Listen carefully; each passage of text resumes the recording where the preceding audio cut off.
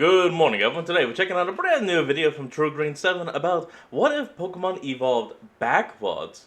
And now, I would go ahead and explain it, but Ron is going to explain it, so let's go ahead and hop in and I'll let him talk. Hey guys, Ron here, go. and a year ago there was a Twitter trend that was started by Lizard Artist Ray where people swapped the evolution for various lines. The idea was to take the pre-evolved form and imagine it as if it was a final evolution, and take the concept of the final evolution and reduce it to a more simplified and diminutive pre-evolved Pokemon. Many people participated, including me. If you haven't seen part 1, check it out after this. Now let's make more, but do Welcome to part 2. Consider becoming a patron or pressing the join button to get rewards like seeing my videos days early or discounts on merch, because with your support, experimental videos like this will keep on coming. Let's begin with an evolutionary line I think has perfect progression. Torterra is, in my opinion, a flawless Pokemon, but what if it were baby? It'll be super fun to simplify this super detailed behemoth. And Turtwig is a cute turtle, but those animals are often used to represent old age, so I'm gonna make a geezer Turtwig. What's cool about all of these is that I can simply use the Prevos as reference for the proportions of these babyfied versions of fully evolved forms. And just like all starters, this dude will have a huge head. But the challenge is not to make a Turtwig. It has to be Torterra's concept and design traits as an unevolved Pokemon. There are so many aspects of and details on a Torterra, but half of them gotta be removed because an unevolved Pokemon And look at those big eyes. Wouldn't have all these details. So the most important trait to keep is the tree. You might be thinking, wouldn't I also de-age the tree? I mean, to be fair, it'll be a smaller tree, but if I make it a sprout, the concept will simply be Turtwigs. So I thought a brand new concept for a pre-evolved Pokemon would be that it has this top-heavy tree on top of it. These are also cute proportions for a Prevo to have. It's more precious to have this little guy carrying something heavy than if it were to carry a sprout. I thought this face was kinda expressionless, so I did open up the mouth, and once it was fully colored, I did realize that Torterra's face patterns are pretty iconic, so I gave him back. Before showing the final results, let's begin making our old Turtwig so we can compare them side by side. Now the concept of an aging grass turtle isn't anything new, so I think this concept will look pretty natural. Turtwig is a baby turtle with a sprout on his head. It would definitely be a little interesting. We're not evolving that concept. We're imagining the same concept as if it were used for a fully evolved Pokemon. So that means this Pokemon will also have leaves on its head, but nothing more. No tree. But the leaves will be long and the pattern that already exists on a Turtwig will be expanded upon. I want this to look like a stiff and practically wooden animal, and there you have it. I like to think that this Torterra likes to swim and even frolic in mud, and that this Turtwig slowly walks around fields eating berries. They're both super friendly Pokemon, and I can always appreciate that. The Goodra line doesn't change much in terms of theme as it... I possibly would not be a huge fan of that if that was the actual Pokemon, but it's a pretty good evolves. The colors and aesthetics are literally the same, but the form is completely different as Goomy eventually becomes Goodra. What if the already innocent and soft Goodra was a sticky child, and the dangerous dragon that is Goomy showcased its full potential as a devastating slime monster? The philosophy I'm using with this design is, what if Goodra was a little spirit that curiously walked around the wilderness and meddled with the lives of all sorts of Pokemon, leaving a trail of goo?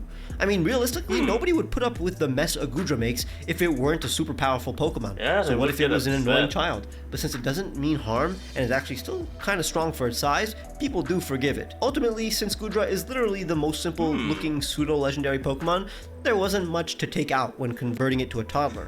Definitely the least different in this video. Goomy, on the other hand, is one of the most minimal Pokemon in this video, so there is not much to expand. However, simply elongating it and making it look more sinister is enough to change the vibe completely and upgrade Look at the way the eyes are squinted. It actually looks like it's mad about something initial concept from friendly slug to threatening slime monster. The pose also implies a very unnatural movement. Dude could randomly change its direction and attack you. And here they are. Almost looks like a little alien girl and her pet alien. I feel like the original designs of these naturally lent them to being part of this challenge.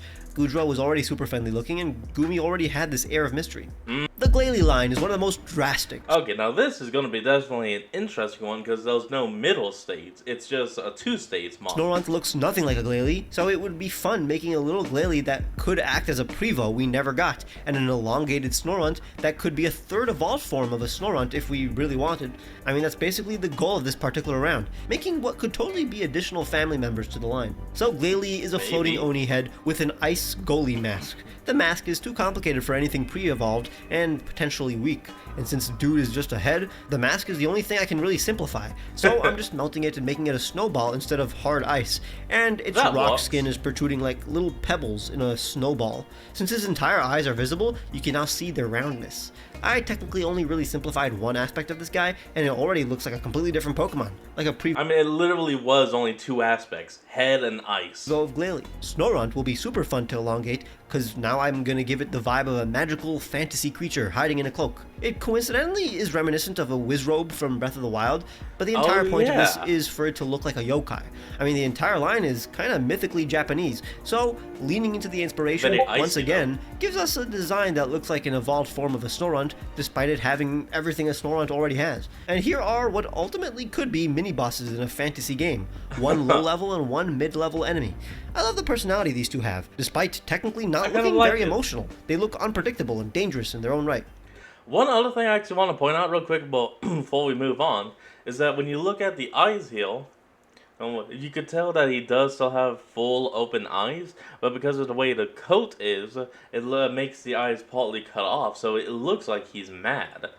Goldengo is a pretty controversial Pokemon. Some people think its design is too goofy for a Pokemon, while others appreciate his competitive viability. Many do like all the aspects of this Pokemon, and some hate him in every way possible. But I think this concept and design could work incredibly well as a Prevo. A cute and cuddly Goldengo would be peak. On the other hand, while I know some may expect a more scary mimic for our fully evolved version of Gimmighoul, I want to lean more into the Goblin and Ghoul inspiration. What if Gimmighoul was legitimately a ravenous, greedy ghoul? We all know that Goldengo looks like a fun-loving surfing mascot, so why not lean into this string cheese adorable aspect and simply design him like he was a cute character in a kid show? I mean, he technically already is, but I think this pose and expression should convey the fun-loving nature of Goldengo. I think toning down the amount of coin dreads this guy already has makes him less human-like. Taking out the chest belt also makes it feel less like a person, and of course, now that golden tooth that Goldengo has fits with the design of what looks like a toddler. Gimmighoul, on the other hand, is quite friendly and innocuous. Roaming Gimmighoul doesn't look like it could really harm anyone that takes its coin, but as a fully evolved Pokemon with high stats, it is now a goblin that has a chain of coins attached to it. It violently steals the gold of others, and will beat down anybody who takes from it. It will look like the embodiment of greed. The stripes are now more reminiscent of an escaped convict, and the added markings on the eyes make it look feral. And here the two are. Not gonna lie, it feels I'll be honest, I like this a hell of a lot more than what we actually got. I was rusty in the beginning, and slowly getting the hang of making these. These are also way more expressive and have more dynamic poses than my usual stuff, because I don't have to spend time developing the design and concept. I'm working with Pokemon that already have been fully designed, and I'm simply reposing them after changing their proportions and details. Regardless, yeah, these are my favorites so far. Kommo-o is probably the least thought about pseudo-legendary Pokemon. I'm a fan of this line, but once again, I think the problem many people have with Kommo-o would be alleviated if it was... I love Kommo-o. The downside is the shiny is just way too damn pink. Small. A lot of fans think the dude is over-designed. Well, I think it has a great reason to look the way it does. Simplifying it would give it the ideal amount of details though. While it would be super interesting to see Jangmo-o grow up as a more traditionally draconic Drake, something that looks less combat ready than Kommo-o. Kommo-o is tough to design as a child for various reasons. One, it has such masculine and brutal features that even when I tone them down, it still has the face of an evolved Pokemon. Even worse, it looks like a Hakamo-o, so I really have to deviate from it a lot in the face department. Second, with such sharp features, it's tough to picture what it would look like facing the camera. And third, even when toning down so many of its details by basically removing more than half of its scales, it still has too many scales for a Pokemon with a base stat total of 300 or less. So this process is just me aging it down even more every 10 minutes. Finally got it together and basically realized if I maintained the size of its headdress and made it look like its scaly hair is too big for it, it would seem tinier in comparison. Jangmo-o, on the other hand, was fairly easy since it already has so much to work with for an unevolved Pokemon, and all I did was make a Jangmo-o with the proportions of a grown lizard. It also manages to not look like a Kommo-o since it stays bipedal.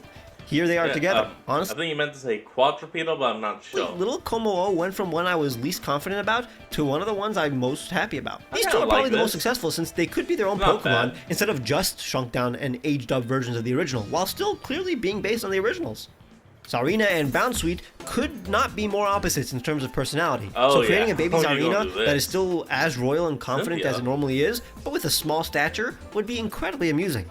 And a long and friendly fruit version of Bounsweet as a fully Shiny. evolved form may end up looking like what we originally expected Bounsweet to evolve into before witnessing Tsarina's queenly majesty. So basically, Yeah. she's small. Let's I want to see. make it look like she has a dress that is made of a mangosteen fruit cut in half. The rest is basically an Oh, aged-down Tsarina. okay. I gave it a pattern on the fruit that looks like a bow tie, but it's basically just a bruise on the fruit. Pigmentation from a fall. Fully evolved Bounsweet was tough though. Originally I wanted to make its leaves look like propellers that could make it fly to expand on the bouncing aspect of Bounsweet, but I forgot that a secret rule that I set for myself is that we can't be changing the types of these. I can't give it a flying type, so it'll stay grounded and just be a very proficient jumper.